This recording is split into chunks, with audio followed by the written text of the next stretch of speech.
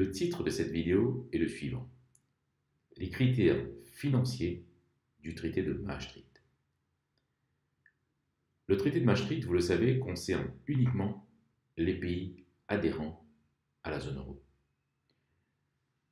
Lorsque les pays se sont engagés à instaurer sur l'ensemble de la zone euro une monnaie unique, deux critères financiers importants ont été validés par ces pays. Et donc, ces pays se sont engagés à respecter ces deux critères d'ordre financier. Le premier critère est celui de déficit public et le second est celui de dette publique. Parlons d'abord du premier critère. Dans le traité de Maastricht, le déficit public sur le produit intérieur brut ne doit pas être supérieur à 3%. Autrement dit, il doit toujours rester inférieur ou égal à une valeur de 3%.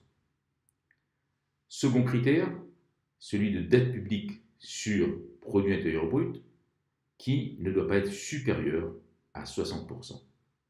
Autrement dit, ce ratio doit être toujours inférieur ou égal à 60%. Naturellement, depuis la signature de ce traité et depuis l'instauration de la monnaie unique, beaucoup de pays ont dépassé les normes qui ont été imposées, tant sur le plan du déficit public, ratio déficit public sur PIB, que sur la dette publique, donc dette publique sur produit intérieur brut. Aujourd'hui, il est courant de voir, par exemple, que de nombreux pays de la zone euro, et non des moindres, comme la France, l'Italie, l'Espagne, le Portugal, la Grèce, dépassent très largement le ratio de dette publique imposé au départ.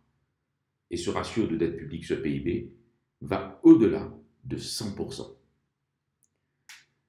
Des sanctions financières avaient été prévues, mais finalement, elles n'ont pas été appliquées.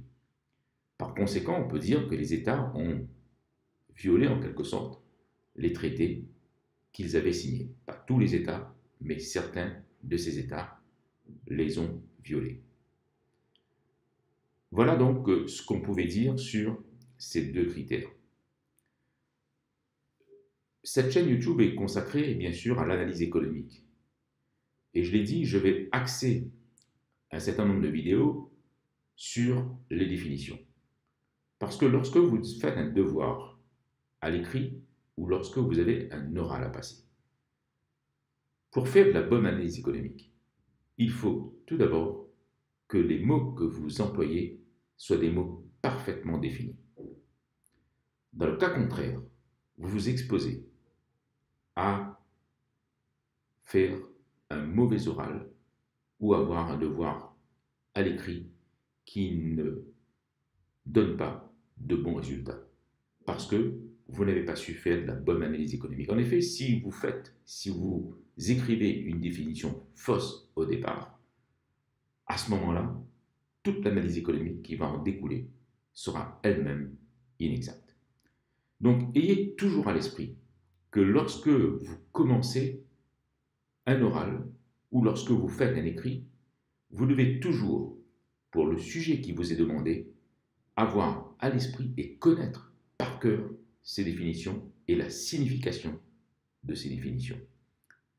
D'autre part, derrière ces définitions, je l'ai déjà dit dans une précédente vidéo, il y a les conséquences en quelque sorte, les séquences que l'on peut faire à partir de ces définitions. Ces séquences montrent la maîtrise de l'analyse économique que vous avez. Voilà donc ce que je voulais vous dire sur ces deux critères financiers du traité de Maastricht.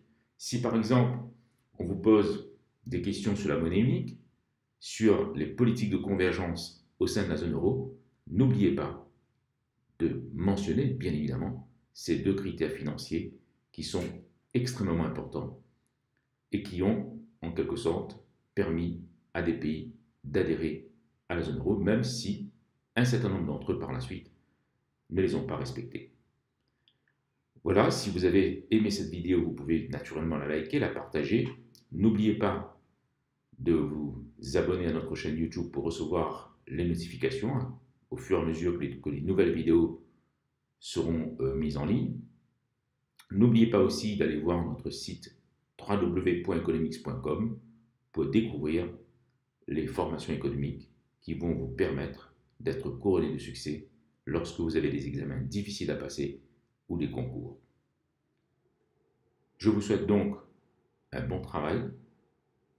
Prenez simplement le temps, de temps en temps, de revenir sur les vidéos pour mémoriser tout cela. Je vous dis tout simplement à très bientôt.